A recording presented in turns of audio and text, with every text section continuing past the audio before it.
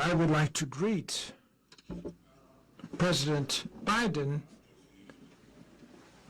and to say to President Biden, can you hear me, President Biden? This is a historical moment for Brazil and for the U.S. President Biden, can you hear me? You can? Yes, good. Ain't nothing changed, nothing new here to see. This ain't nothing but some political maneuvering. America. Welcome to the eulogy, eat it up. It's called political buffoonery. Hey there, everybody, and welcome to This Week in DUMBmocracy, where we showcase some of the dumbest newsmakers of the week. So we just finished up UN week here in the People's Republic of New York City, and that meant that Joe Biden couldn't hide from anyone.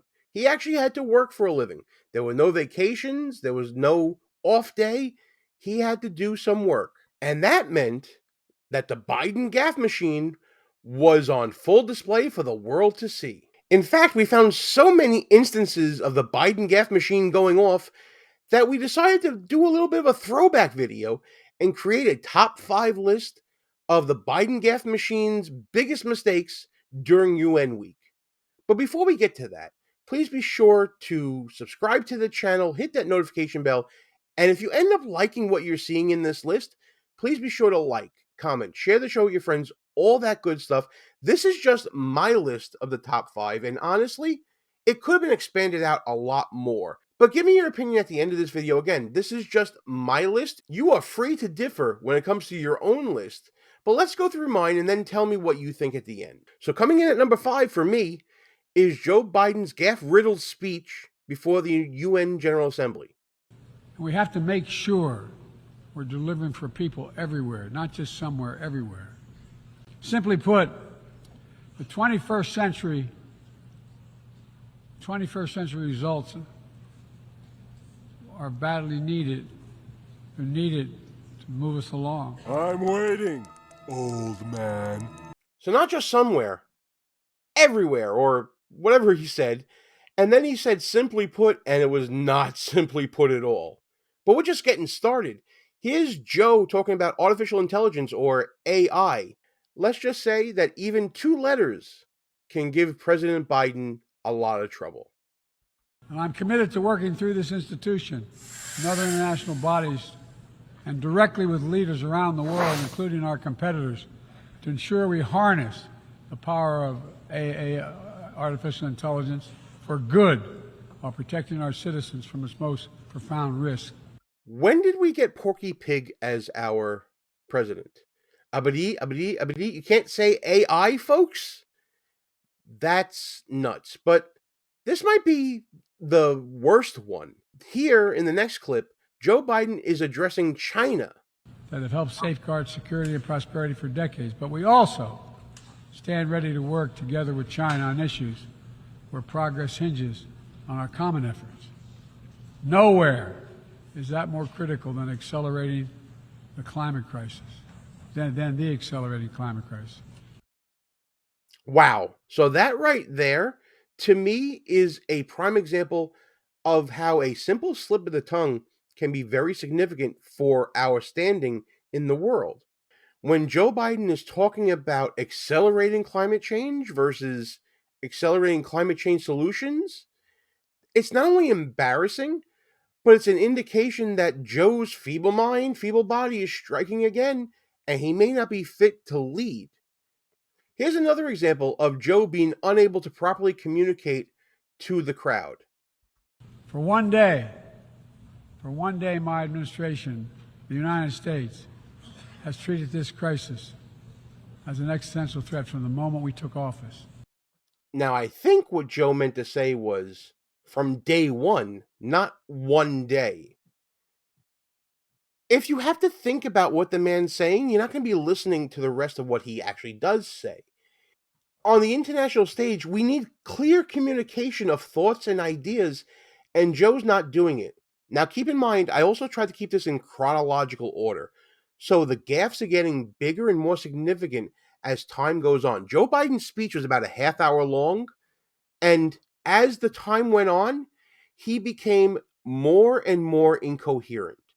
We're working with our partners to address Iran's destabilizing activities that threaten regional and global security, and remain steadfast in our commitment that Iran must never acquire a nuclear weapon. Now, even as we evolve our institutions and drive creative new partnerships, let me be clear. Certain principles of our international system are sacrosanct. You're not being clear, Joe. That's the whole problem. Again, it's an important idea. Dealing with Iran and nuclear weapons. And you give us not a Kamala Harris word salad where the words are there, but you don't understand what they're saying. You give us gobbledygook. And then you say, let me be clear. You're not being clear at all. Keep in mind, guys, this is just number 5 on the list. For number 4, I'm going to turn it over to Sky News host James Morrow. And then there was this bizarre moment when, meeting with Israeli Prime Minister Benjamin Netanyahu, Joe Biden made the sign of the cross.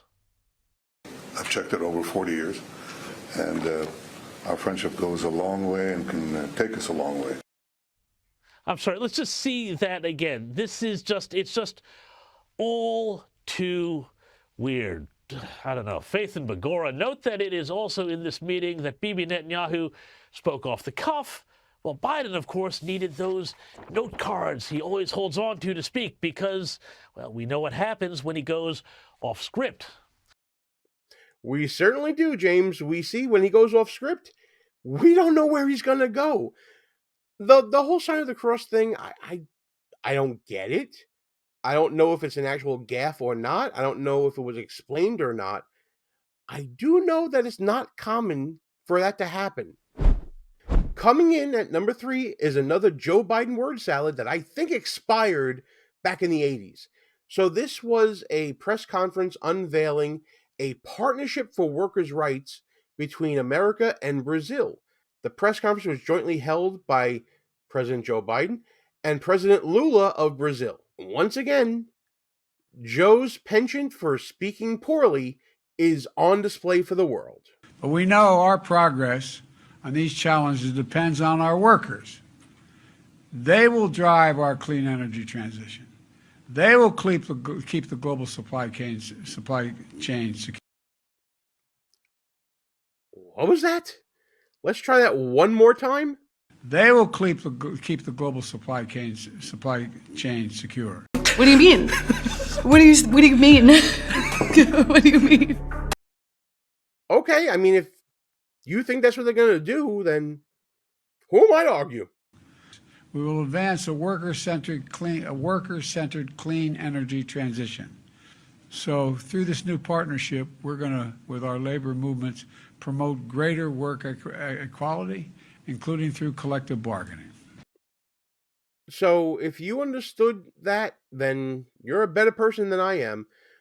I watched this clip quite a few times, and while I got the gist of it from the entire speech, it's still embarrassing to see a president of the United States struggling so much with conveying simple thoughts and ideas. Like what you see so far? Go ahead and smash that thumbs up button.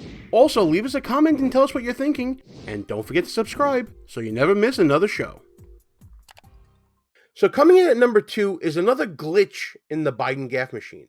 This happened at a campaign reception in the People's Republic of New York. Outside of the UN setting, this was a campaign stop for Joe Biden's re-election. And while there's no video that was taken at this event, there is a transcript that is provided by the White House.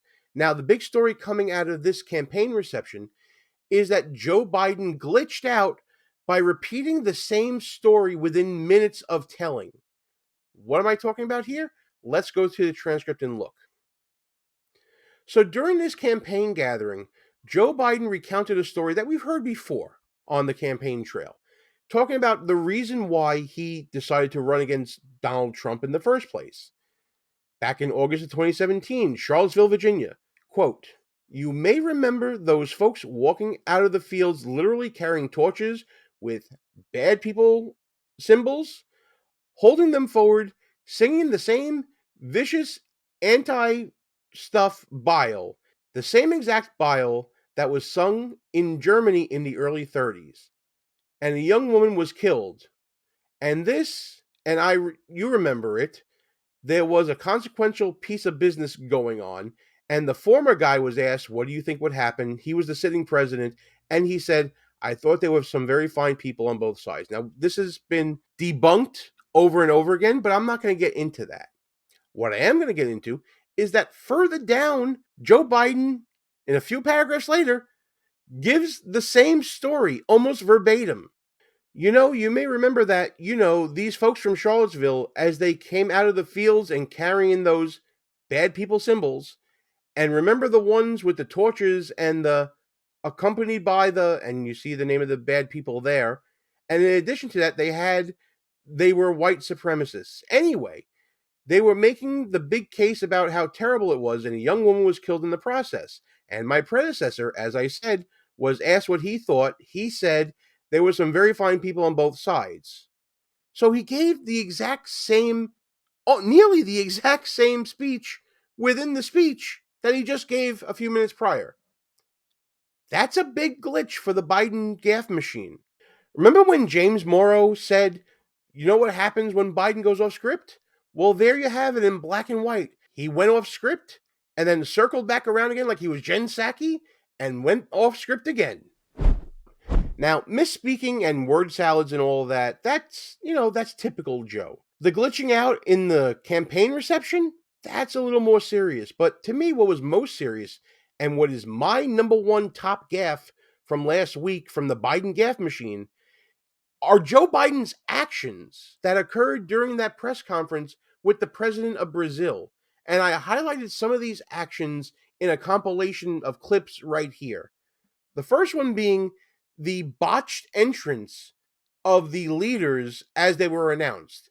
Joe not only jumped the gun, but he took the turn a little sharp. The President of the United States and the President of the Federated Republic of Brazil, accompanied by the Director General of the International Labor Organization.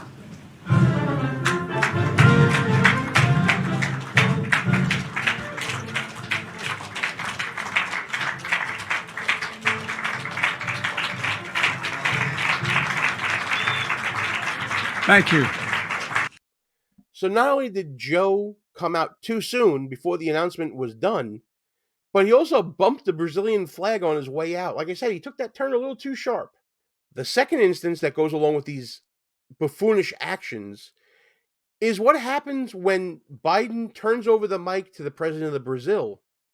Watch Joe Biden here pay careful attention to that earpiece he's going to have to put in to understand the president of Brazil.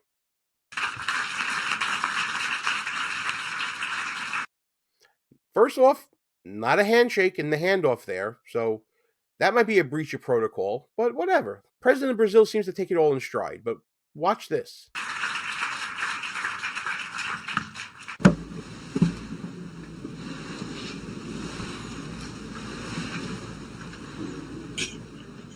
Well, first of all, I would like to greet President Biden and to say to President Biden, can you hear me, President Biden? This is a historical moment for Brazil and for the U.S. President Biden, can you hear me? You can? Yes, good. And then the earpiece falls right out. This is just embarrassing. He's the leader of the free world and he can't work an earpiece.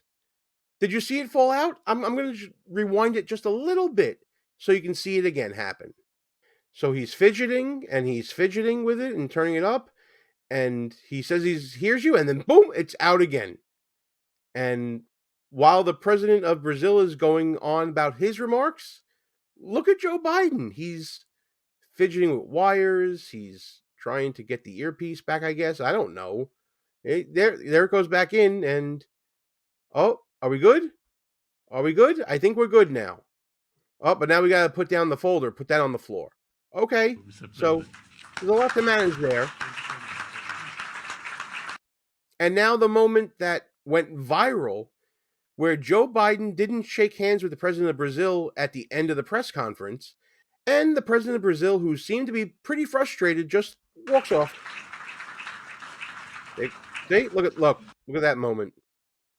Just inexcusable. Now, I will say, to be fair, and I want to be fair, Joe Biden and the president of Brazil did shake hands at one point during this press conference, but just not ceremonially at the end here.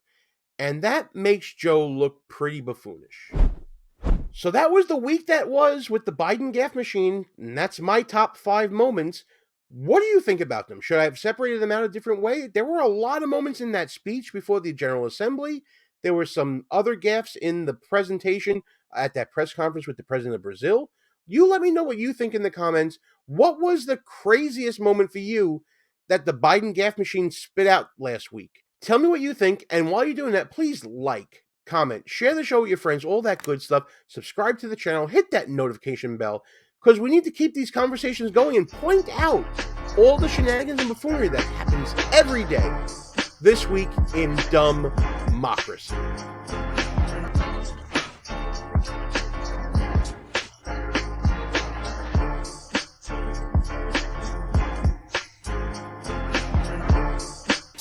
All views and opinions expressed here are not necessarily of the mainstream media and may offend some listeners. It's called political buffoonery.